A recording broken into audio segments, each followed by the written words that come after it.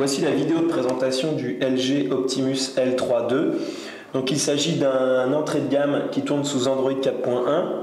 En termes de tarifs, il est commercialisé aux environs de 100 € hors abonnement. Donc on est vraiment sur un mobile très basique. On peut voir d'emblée que le gabarit est très compact. Donc on a un écran qui fait 3,2 pouces uniquement. Donc c'est vrai qu'on est très loin des diagonales records des smartphones haut de gamme, mais ça peut être pratique, voilà, pour des gens qui veulent un terminal facile à ranger dans la poche. Le design blanc est plutôt agréable, la coque arrière est assez robuste, donc c'est un plastique dur qui est plutôt agréable en main. De manière générale, le produit est assez léger. On voit que les tranches n'en sont pas très fines, mais bon, ça reste un terminal assez compact.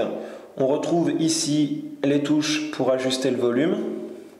On voit que sur l'autre tranche, il n'y a aucune touche, donc on n'aura pas de bouton dédié à l'appareil photo. Au sommet, la prise jack 3,5, le bouton d'alimentation. Ici, le connecteur pour le chargeur. Donc l'une des particularités du LG Optimus L3 II est d'embarquer 2 emplacements pour carte SIM. Vous pourrez donc gérer 2 lignes téléphoniques simultanément. On allume ici, on déverrouille. Donc on se retrouve sur un terminal Android assez classique qui est personnalisé par la surcouche logicielle Made in LG. Donc rien d'extraordinaire en termes de personnalisation.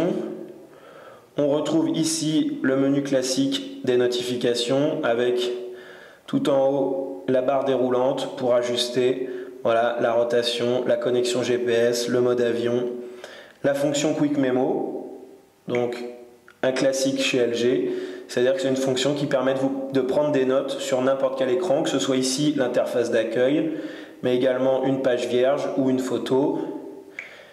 Voilà. Ici, j'ai toute la panoplie des couleurs, des mines, j'ai une gomme.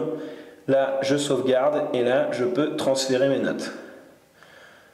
Voilà. Pour revenir juste quelques instants à la gestion de la double SIM, on a ici une petite touche qui n'est pas présente normalement sur les smartphones Android et qui permet en fait de passer d'une SIM à l'autre. Donc c'est vraiment très simple, d'un simple clic, on utilise la carte numéro 1 ou la carte numéro 2. Donc en termes d'interface, on voit que c'est plutôt fluide pour un terminal basique. Pourtant, on a un processeur qui est uniquement un modèle monocœur 1 GHz. Donc certes, les résultats du benchmark sont vraiment mauvais, mais à l'usage, c'est vrai qu'on n'est pas trop choqué par des ralentissements trop longs. Même le lancement des applications est plutôt rapide. Donc on retrouve évidemment les applications classiques de n'importe quel téléphone sous Android. Étant donné que c'est un téléphone LG, on retrouve également les applications maison du constructeur. Donc ici, LG Smart World, qui est une sorte de Play Store à la sauce LG.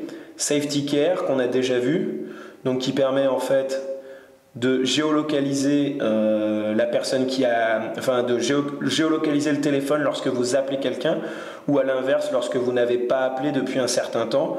Donc c'est une application qui se destine essentiellement aux seniors, voire aux très jeunes utilisateurs. Donc Quick Memo, on l'a déjà vu.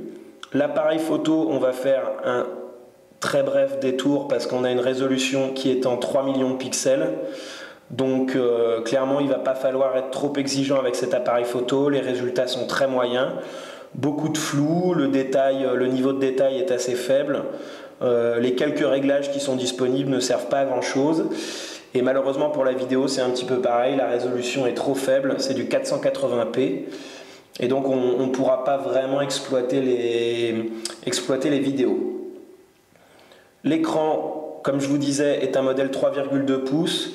On peut voir que la résolution est vraiment très faible, c'est du 320 par 240 pixels. Donc c'est vrai que pour du surf internet, ça va être un petit peu limite, notamment en termes de lisibilité. C'est-à-dire que le texte affiché est souvent trop petit. Voilà, là une brève démonstration, c'est un petit peu petit, les lettres sont pas très bien définies, les contours sont un petit peu flous, donc c'est pas ce qui se fait de plus agréable. En termes de connectique, on a quand même le Bluetooth, le Wi-Fi et la 3G+. Pour le stockage, 4 Go en interne, malheureusement vous pouvez profiter que d'1,5 Go. Heureusement, il y a un port micro SD qui est situé sous la coque pour pouvoir étendre la mémoire. En termes de batterie, on est sur un modèle 1540 mAh, donc c'est assez faible. Toutefois, on a été assez surpris, notamment lors du test vidéo.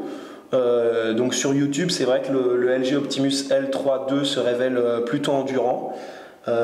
Ensuite, pour tout ce qui est appel et surf internet, les fonctions sont un petit peu plus gourmandes. D'une manière générale, il faut compter environ une journée et demie d'autonomie avant de devoir recharger le produit. Donc au final, le LG Optimus L3 II est un produit qui affiche un rapport qualité-prix assez correct. Je vous rappelle qu'il est commercialisé 100 € hors pack. Alors bien évidemment, on ne pourra pas faire de photos correctes avec, ni de vidéos. L'acoustique est assez moyenne, elle grésille.